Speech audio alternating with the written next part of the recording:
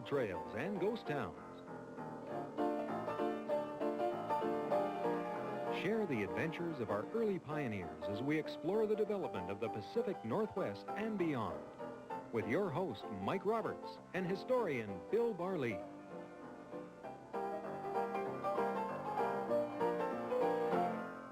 Welcome to Gold Trails and Ghost Towns. I'm Mike Roberts. Bill Barley, our raconteur, historian, storyteller, with us today.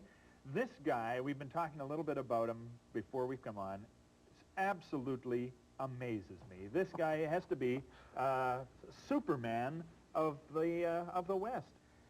Well, you talk about a frontiersman, you talk about a trailbreaker. He was that. He was also a stern-wheeler captain.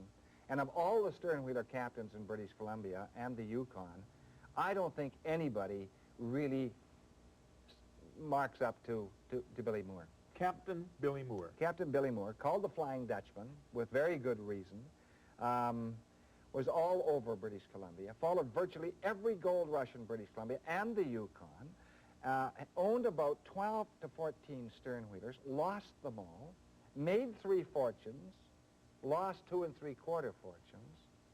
He was still going strong, Mike, in his 80s. This guy is a Superman.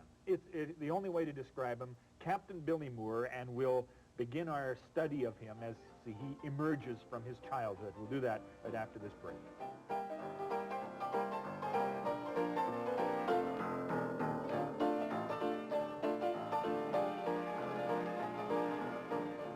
Ghost Towns. We're talking about Captain Billy Moore. So where did this phenom start?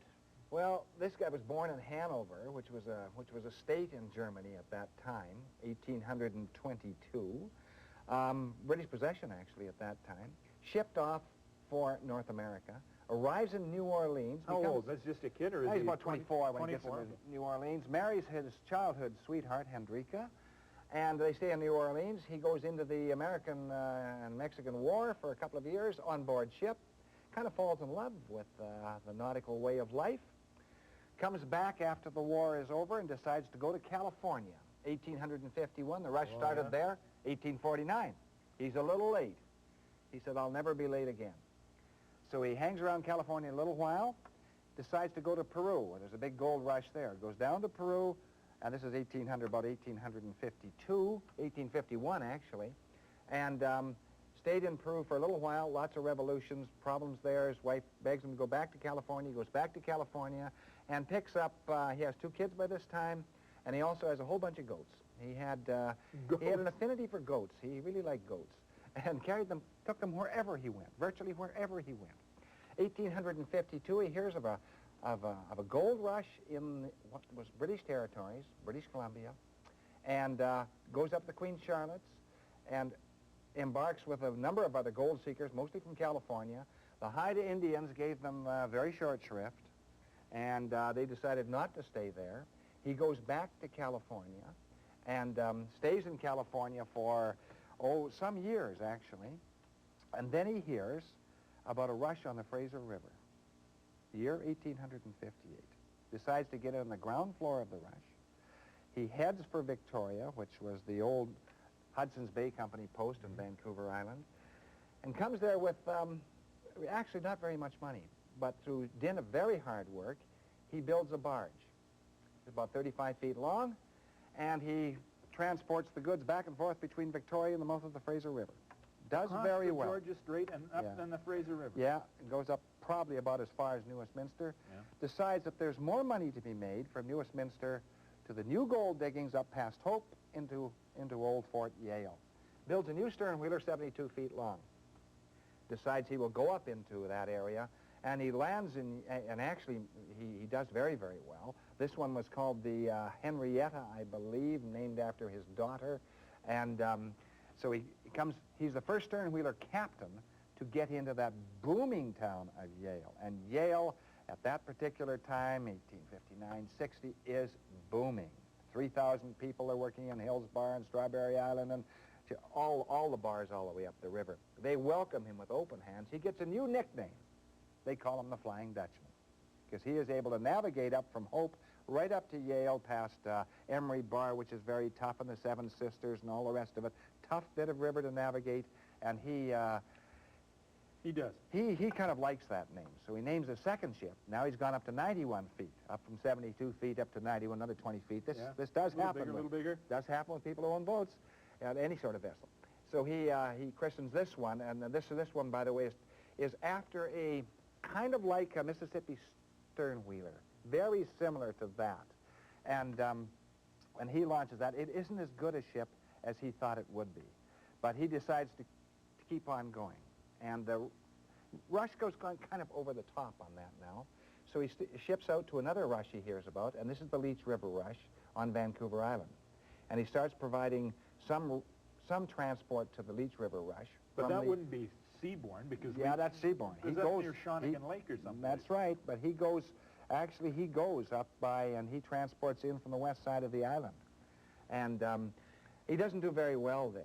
Indeed, he doesn't do very well. So then he hears about a rush up in the northern part of British Columbia. Remember, this area in British Columbia in the late 1860s was virtually unmapped. This is called the Stikine. And he decides to go to the Stikine. He does go to the Stikine. Gets up there, finds the Stikine Indians do not welcome him with open arms. They call it a fireboat because of the noise it makes. He has a stern wheeler which draws only about 10 inches of water. So he can navigate the Stikine River, Mike, which is one of the most dangerous rivers in British Columbia, the most unpredictable river in British Columbia. It's changing all the time. There are deadheads, there are shoals, there are rocks.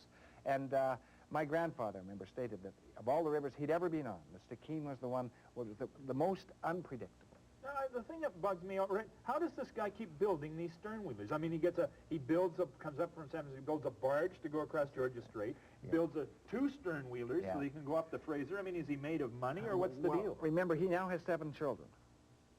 He has 7 children, 5 boys, 2 girls. The boys are in the late teens, early 20s by now.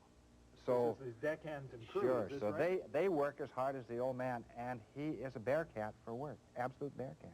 He starts running on the Stikine River with this boat that literally skims over the top of the surface, and he does extremely well. He makes $20,000 that summer, and he makes it by charging exorbitant rates, $100 a ton for every ton that's shipped up the river, going up towards Telegraph Creek and Buck's Bar, found by old Buck Choquette, who was an old prospector up there, and $20 a man, without food and without any. They just stayed out on the deck. They sat on the deck, and that's where they slept.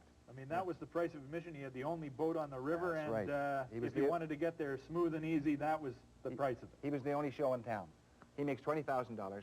When you equate that to today, that's about 40 times as much. So $800,000 he cleans up in one summer. Oh. And what he does then, of course, he's got a fortune. He goes back and builds another boat. Then he goes back onto the Fraser and challenges Captain John Irving, who was one of the great sternwheeler captains of the Fraser River. No doubt about it. One of the great sternwheeler families of British Columbia. And they drive the rates down on the Fraser River, so it's about 25 cents a fare. Well, that's ridiculous. Here he's getting $20 a fare going up on the Skeena, at least the Stikine River, and now he's down to 25 cents a fare. And the result, of course, is that our friend starts going bankrupt. And he starts going bankrupt in a big way, because he can't resist a rate war. He's got to survive. Well, Irving is probably a better businessman than Billy Moore, and undoubtedly he was, because he survived, Billy Moore did not. And the result is, he goes broke, and they're going to seize his ship. He owes $17,000. Now, he'd made $20,000 in the Stikine. He now owes $17,000, and he's built the boat. The boat has cost him about $50,000, Mike. He decides to head for the United States. He heads down. He's skipping out, is he? Sure, yeah. Getting away from his predators. Yes, indeed he did. So he heads for the United States. They trace him to the United States, and a marshal steps on board and says, "We're going to arrest you." He said, "Well, let me take a look at the boat." And they get the boat underway, and the marshal can't jump off. So they bring him back across the line, where the marshal has no jurisdiction at all. And Billy is very proud of himself. He lands in Old Victoria, but guess who's waiting there? Yeah, his creditors. That's right. His creditors are waiting there. They grab the boat. They grab Billy. They put it up for sale. The $50,000 boat sells for $8,000. Billy Moore is declared bankrupt in a court in How Victoria. old is he now? This is 18... Well, this is 50s. 1860s, so he is now in his 40s. His And 40s. he's bankrupt the first time. Okay, that's his first fortune. Now, what's his next gambit? What does he do to get back on his feet here? Well, what he does, he looks around for another gold rush, and sure enough, another gold rush crops up on the horizon. Well, he can't, you know, his ears perk up and says, my heavens, there's a gold rush up in the Big Bend country. I better get up there. He has no money, but he has lots of manpower.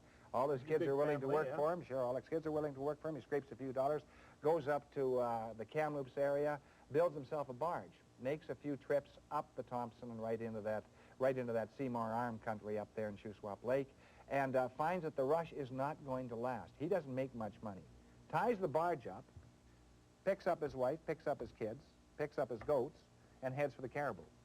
The Caribou at the 1865, 66, 67 is still booming.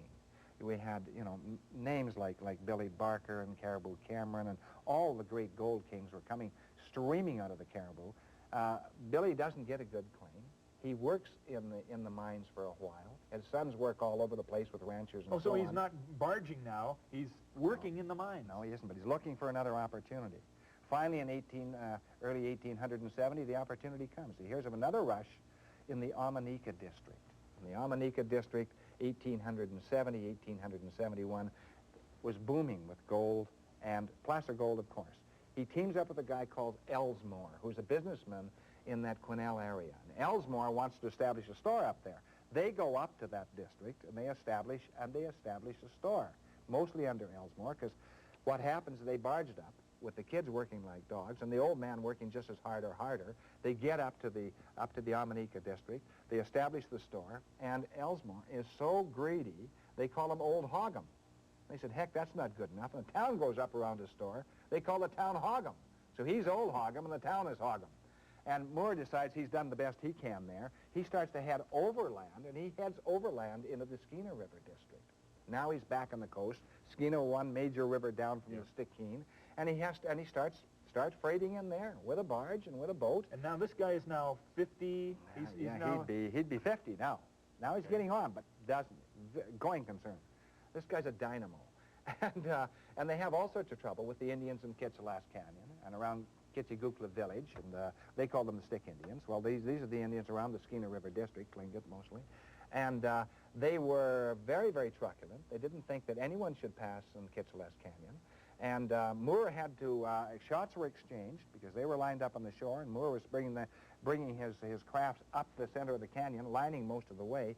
So he had to break out, I think it was 2 boxes of guns, trade guns, and give them to his crew with all the ammunition. His crew were Coast Indians, and there was not any feeling of great affinity between the Coast Indians and the Indians in Kitsilas Canyon. Maybe a gun like this. Oh, it'd be very similar to that. The Indians would have used a gun like that. Yeah? They would have been firing with a musket ball and percussion cap, this type of gun, because that's an 1863. And the bore of this thing is like 50 caliber. Yeah. In fact, some of the shots, Mike, hit within 6 inches of Moore. And finally, he buys them off temporarily with $200 worth of Hudson's Bay blankets, and the British Columbia government sent a gunboat up to intervene in this nascent war, and they pay the Indians $600 so Moore can pass through. So there he is. He's back on the coast again. He's on the Skeena, and he's really back in shipping again. Shipping again. But you told me he's lost 2 fortunes and 3/4 of another. We'll find out about the 3rd fortune when we come back from this break. Don't go away.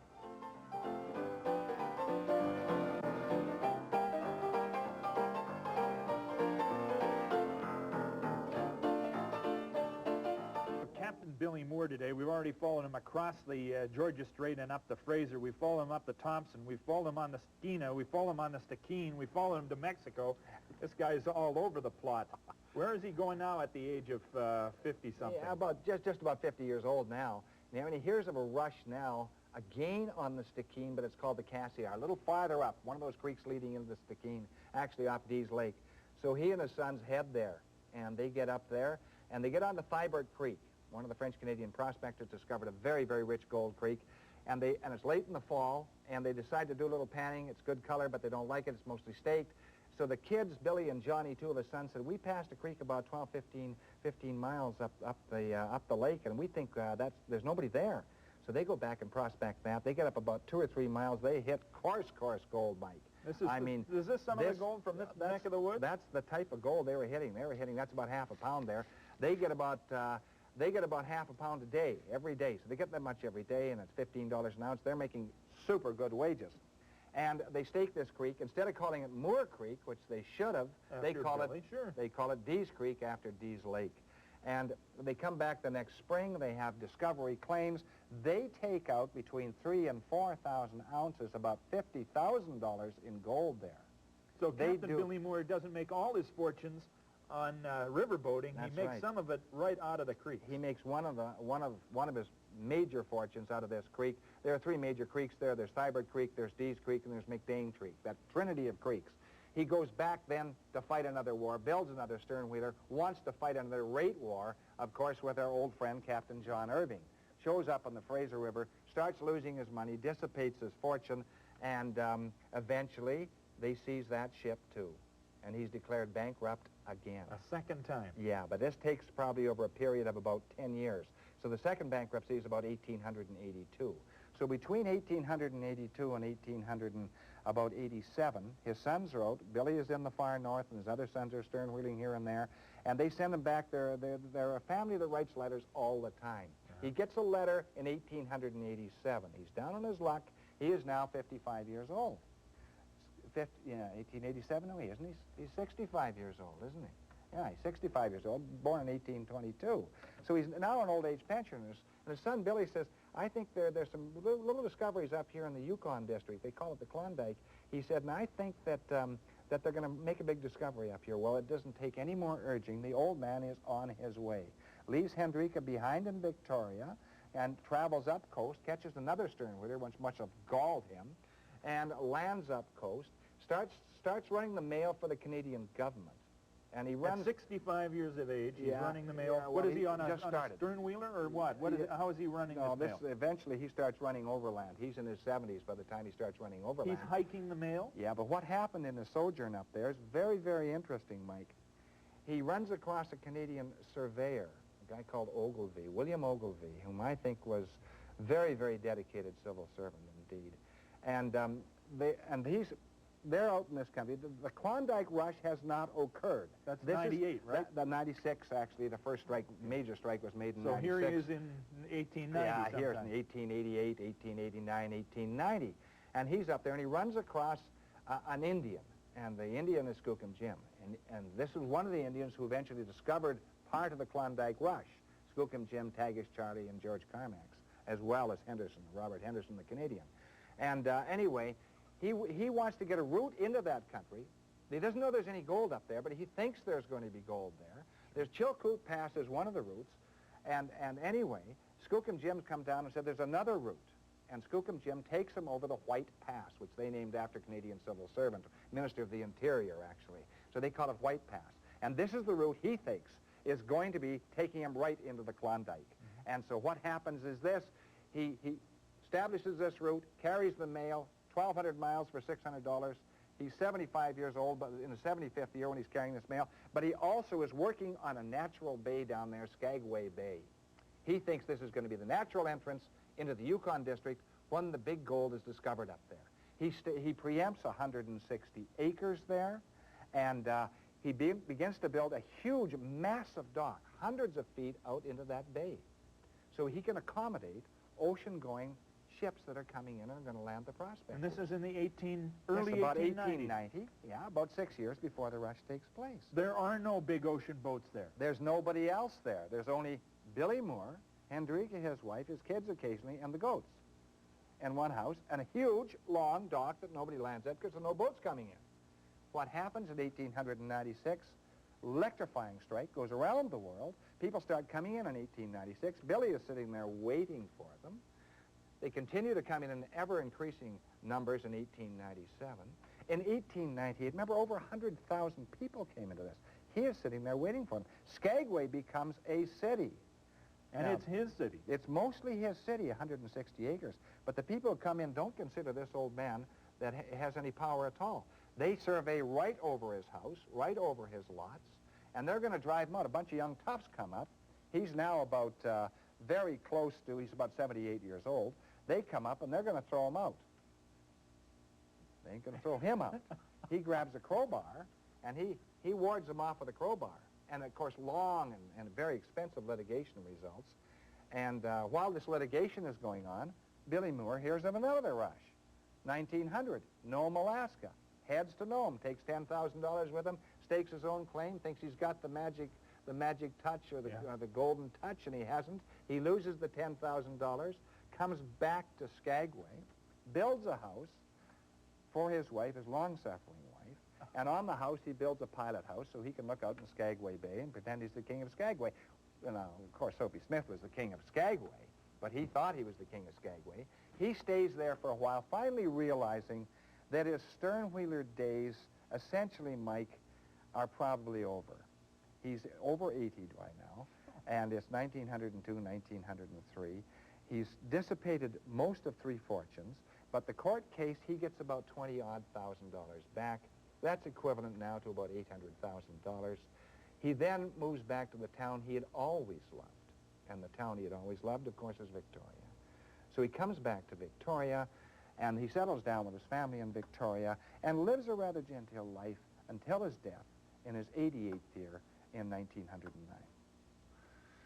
Now, for me to contemplate a person who could just survive the times, survive the privations, the horrible river conditions, for him to be able to do that, plus his wife and kids, and constantly and finally be able to presume to see into the future and actually pull it off, this guy is spectacular. What amazes me even more than all of that, trekking through the snows and uncharted wilderness for 1,200 miles for $600 in the dead of winter. And there's a great photograph in this book here, Mike, which is just great. This is your suggestion. If you wanted to find out more about Billie Moore, Captain William Moore, BC's Amazing Frontiersman by Norman Hacking. By Norman Hacking. Very good books. Done a lot of good research on it. And you see a picture of Billie Moore in there, and there he is covered with hoarfrost, and he is out on the trail, and they just got him just as he's going out or just as he's coming back. And you know, this guy's well into his 70s. He was out to make another fortune well into his 70s and did do so. Yeah. Well, is there any place? Is there a town called Moore? Is there a Point Moore, Moore Bay, Moore Island? You know, as far as I know, there's nothing to commemorate him. I want to take a picture of his gravestone if it's in the Victoria Cemetery, and I haven't checked with vital statistics yet, and it probably is there, because I think this guy should be commemorated. He's one of the great pioneers of British Columbia, considered himself both an American citizen and a British Columbia citizen, by the way, but was buried in Victoria. All right. Captain Billie Moore, the Flying Dutchman, may have had 14 boats under him at through the period of his life, and pursued every gold rush that was in California and British Columbia and into the Yukon, and a really amazing story. Thank you very much, Bill. You're welcome. We'll be back next time with Gold Trails and Ghost Towns with more phenomenal characters.